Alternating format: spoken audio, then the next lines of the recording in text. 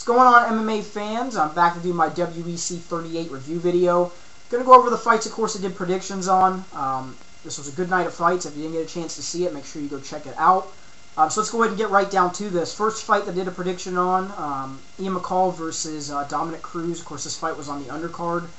Dominic Cruz looked very, very impressive in this fight. He had good combinations on the feet, good leg kicks, good head kicks that he kept throwing. McCall had a couple good combinations. He had a couple good takedown attempts.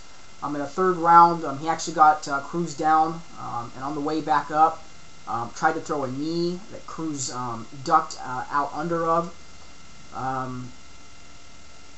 In the first round, Cruz was just lighting McCall up. He actually opened up a nasty cut under McCall's left eye. Cruz goes on to win a unanimous decision. 30-27, if I remember right, on all the judges' scorecards. Looked very, very impressive in this fight. Look forward to seeing him in his next fight. All right, on to the next fight. Rolando Perez taking on Jose Aldo. Rolando Perez was the replacement for Fredson Pacquiao. Fredson Pacquiao had an undisclosed injury, so of course Rolando Perez stepped in. Aldo looked very, very impressive on the feet. Had nasty, nasty leg kicks that he kept throwing. That right leg kick to Perez's left thigh was just digging in. You could hear it. He was getting the better combinations on the feet. Perez had a couple good high kicks that he threw. He had a couple good combinations. Aldo lands this 1-2 combination, and then Perez tries to counter with a left body shot. And right when he counters, Aldo throws a right knee, catches Perez flush on the chin, drops him, pounds him out, and wins via a first-round knockout. Man, Jose Aldo, every time he fights, he continues to really, really impress. I look forward to seeing him in his next fight, and he's a guy to look out for sure. All right, on to the next fight. Mike Campbell taking on Danilo Villafort. Mike Campbell had some good combinations on the feet. He kept throwing the beautiful right jab, and then the left straight right down the pipe. A couple good left hooks as well. Had a couple good clinch attempts with Villafort. Villafort had a couple of combinations as well. Actually, down on the ground, he had a knee bar attempt. Tried to go for a leg lock as well, which helped him transition into the mount. Campbell started giving up his back, which that's a big mistake, especially with Villafort's a very, very good grappler. Villafort flattens Campbell out, starts pounding on him, and Campbell does nothing to improve his position, and the ref is forced to stop it. Villafort wins via a first-round TKO. He looked impressive in this fight. I think there's still some things he needs to work on in his stand-up, but he's definitely a guy to look out for as well. All right, on to the co-main event, Uriah Faber taking on Jens Pulver. Uriah Faber came out, had some good combinations, tried to take Jens down. Jens stuffed it. Jens had a couple good combinations on the feet. Uriah throws this hook to the liver, just nasty. You can see Jens immediately bent over.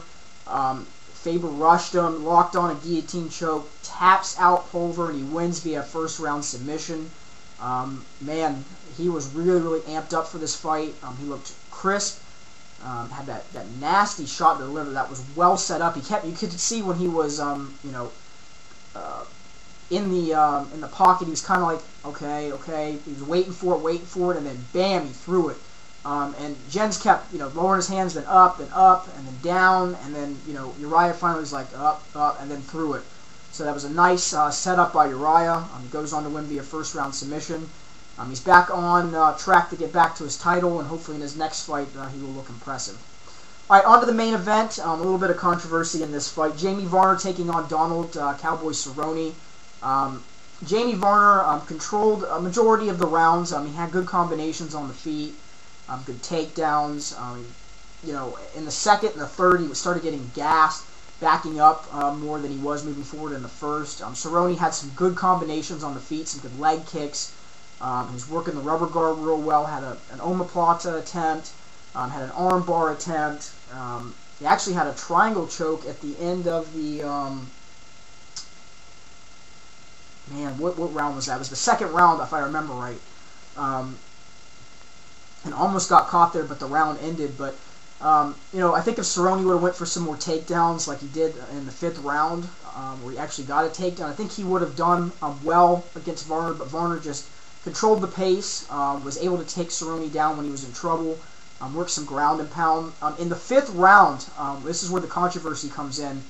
Varner was caught up against the cage, trying to get back up after Cerrone took him down. He was going forward for a shot. Now here's the thing, and this is, I'm going to say this real quick. Anytime that you see a guy moving forward with his weight, you never want to throw a knee. And that's what Cerrone did.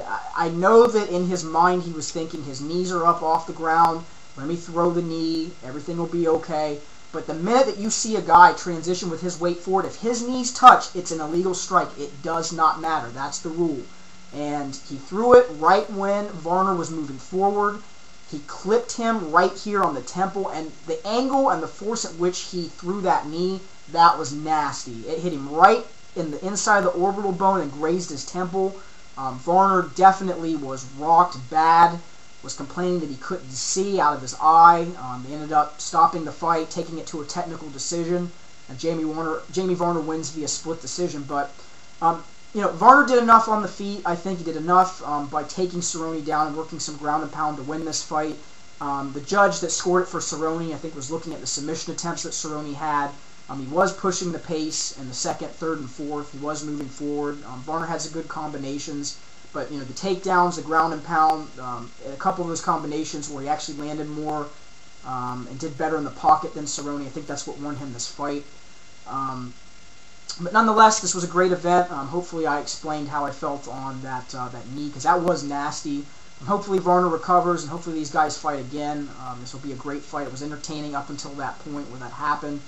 And I'm sure the next time these guys do will be entertaining as well. So, real quick, I want to thank one of my sponsors, 8th Degree Black. I'm going to put the link right here for them. Make sure you go check them out.